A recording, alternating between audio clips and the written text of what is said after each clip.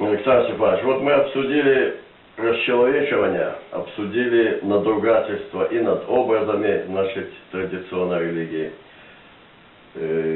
Надо понимать, что тренд на расчеловечивание, он многолик. И ортофобия является его, словно, стержнем. И это, надо сказать, вот нам, советским людям и потомкам советских людей, важно понимать, что сделал период Хрущева, хрущебесия, как была извращена суть советского государства. То есть, если в ходе Великой Отечественной войны и все послевоенные годы произошел разворот советского государства под руководством Иосифа Виссарионовича Сталина лицом к традиционным религиям, и, кстати, что немаловажно, тоже это надо осмыслить и в чисто практических демографических аспектах, и в духовном философском плане, было введено раздельное обучение мальчиков и девочек в Советском Союзе. Оно существовало с 43-54 год. Там выросло именно то поколение, которое дало возможность Советскому Союзу в демографическом плане поднять голову над водой после страшных потерь в Великой Отечественной войне. А хрущебес как раз таки развернул дышло на 180 градусов и начал войну против традиционных религий как таковых и против верующих советских людей. И за 7 лет нанес страшный ущерб всем традиционным религиям, а собственно массе советских людей. И мы отдельно, я думаю, обсудим все подвиги хрущебеса и разложим их одно к одному, не будем сейчас сосредотачиваться.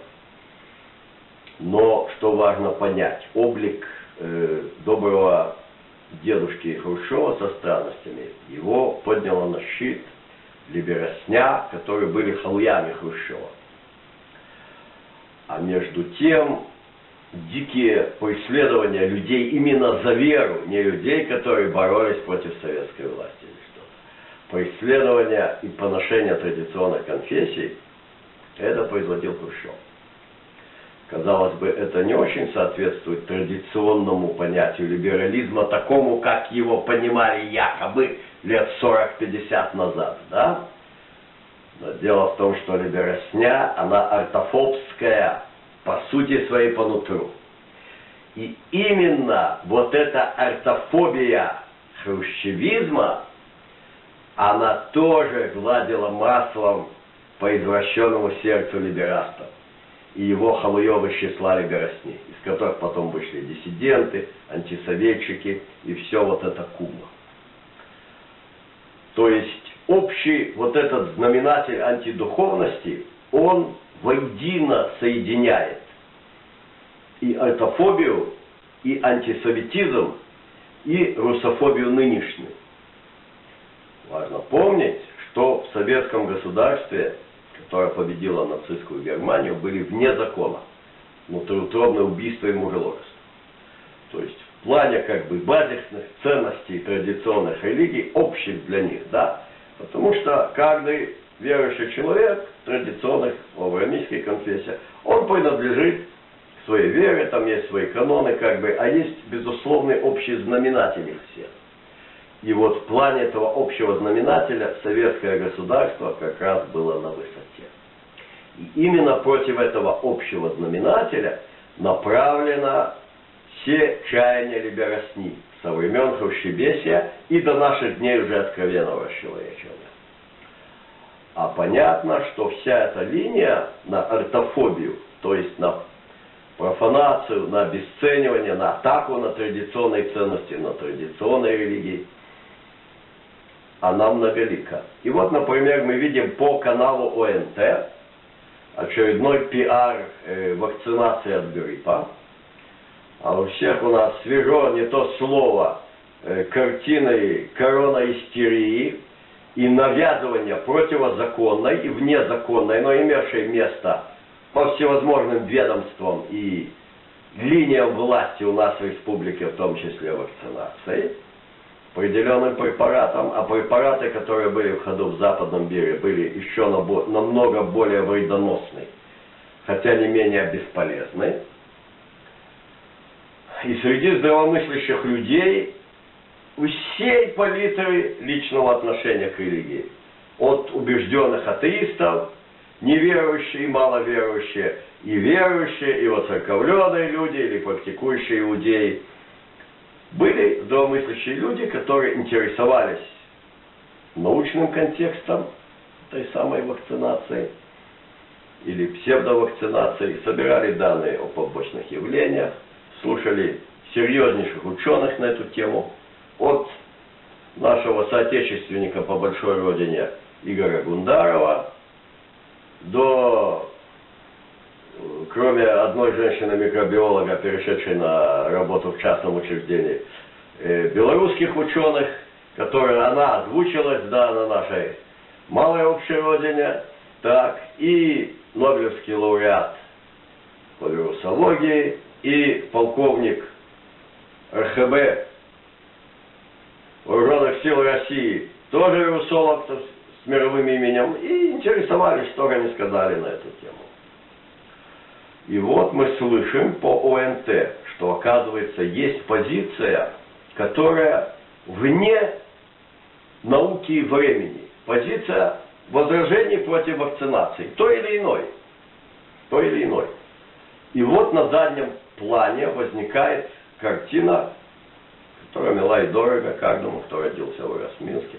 Особенно, скажем, я учился до 7 класса, начала 8 в 24-й школе, и там как раз с окон верхнего этажа и особенно 5-го этажа актового зала хорошо видны были башни Епархиального собора. И вот возникают эти башни, а вот где угнездились, значит, те, кто вне времени и науки. И дальше, значит, нам пробегают кадры на экране крупным планом. Иконы, картины, значит, православные, из православного храма, иконы, картины святых. Вот, оказывается, где угнездились те, кто против науки и времени. Ну и дальше достают какого-то батюшку, да, батюшка все толково говорит, что церковь не запрещает вакцинацию.